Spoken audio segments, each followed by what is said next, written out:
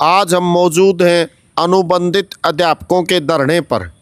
पिछले कई दिनों से अनुबंधित अध्यापक लघु सचिवालय कुरुक्षेत्र के बाहर धरने पर बैठे हुए हैं। आप जानते हैं कि पिछले दिनों माननीय उच्च न्यायालय ने फैसला दिया कि इन अनुबंधित अध्यापकों को नियमित किया जाए। इस पूरे मसले को जानते हैं और इन अनुबंधित अध्यापकों की क्या तकलीफ़ें हैं, इन पर हम बातचीत करेंगे। नमस्कार सर। नमस्कार जी। आपका नाम सर? मेरा नाम जयप्रकाश मित्तल, यमुनानगर से जिला प्रधान रासिकताड़ी। तो सर, आपकी यहाँ पर क्या प्रमुख मांग है? हमारी मांग सर, सबसे पहले तो मैं आपके चैनल का धन्यवाद करता हूँ। आपने हमारी मांग को उठाने का साहस किया। हमारी मांग, मुख्य मांग ये है सर, सुप्रीम कोर्ट ने हमारी 3 साल की पॉलिसी को वैध ठहराया और उसके बाद हाई कोर्ट ने हमें 3 साल की पॉलिसी में गेस्ट टीचरों को तुरंत नियमित करने का आदेश दिया।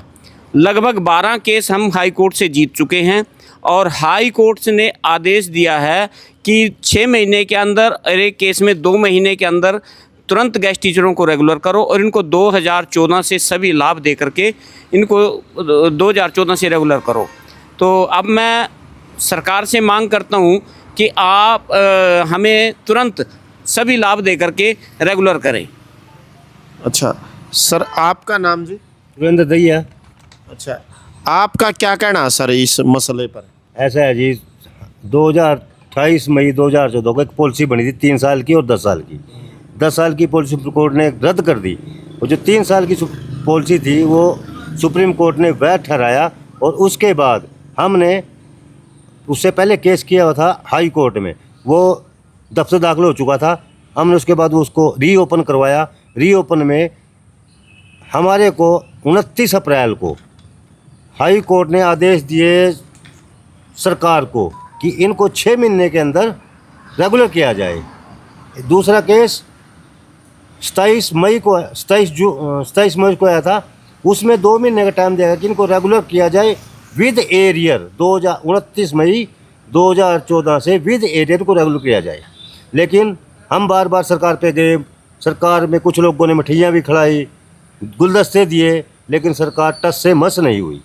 आज हालात ऐसे हो गए, आपने देख लिया, पंखे बंद, लाइट कटी, बाथरूम बंद। सरकार ने प्रशासन को इतना दबाव में डाल दिया कि प्रशासन हमारे को इतना उत्पीड़ित कर रहा है कि हम यहाँ से उठ के चले जाएं। लेकिन हमने भी कसम खाई हुई है, उस दिन इस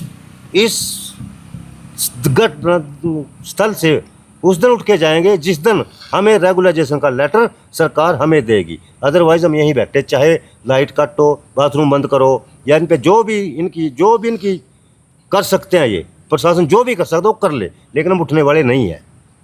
मतलब जिला प्रशासन ने आपकी लाइट काट दीजिए, बाथरूम बंद कर दिए। संडे को लेडीज़ बैठी थी 11-12 जुलाई को, रात को यहाँ रही, वो रात को लाइट थी, 12 तारीख को लाइट काट दी। उन्होंने प्रदर्शन किया, आज तक भी एक दिन लाइट लगवा ली किसी ने, वो भी काट, उन्होंने अगले दिन बिजली वालों ने काट दी। बोले आपने कैसे लगवाई? बोले हम लगवा ली। बोले आदेश हैं प्रशासन के, आप लाइट नहीं लगा सकते। हम तो कल ये भी कहेंगे, कोई ना, आज आपने काट लिया, हम कल जनरेटर रख लेंगे। अगर हमने बैठना, हम जनरेटर रख लेंगे, लेकिन हम उठेंगे नहीं। रेगुलर जैसे का लेटर जिस दिन पत्र जारी हो गया उस दिन धन्यवाद भी करांगे, प्रशासन भी करांगे, सरकार भी, लेकिन उठाएंगे उस दिन यहाँ से। तो आपने जाना कि कितना असंवेदनशील रुख है जिला प्रशासन कुरुक्षेत्र का और माननीय हरियाणा सरकार का, मुख्यमंत्री श्री नायब सैनी की सरकार का, कि अनुबंधित अध्यापकों के धरना स्थल पर बिजली काट दी गई है, उनसे शौचालय और लैट्रिन बाथरूम की सुविधाएं तक नहीं दी जा रही, जबकि इन अतिथि अध्यापकों की मांग है वो बिल्कुल जायज़ है, संविधान सम्मत है। ये अतिथि अध्यापक, हाँ जी, क्या संविधान में ये लिखा गया है कि 3 चीज़ें बहुत ज़रूरी हैं, पानी, लैट्रिन बाथरूम और एक बिजली। जैसे कोई भी धरना दे रहा है, धरने के 3 प्रमुख चीज़ें होती हैं, इनमें देना पड़ता है प्रशासन को। वो 3 चीज़ें हमारे से छीन ली इन्होंने। अच्छा, तो जैसा कि आपने सुना, अपने अतिथि अध्यापकों की बातें कि किस प्रकार से असंवेदनशीलता की चरम प्रकाष्ठा है और ये अध्यापक मांग कर रहे हैं कि माननीय उच्च न्यायालय का फैसला लागू किया जाए जिसमें इनको पक्का करने के आदेश दिए गए हैं।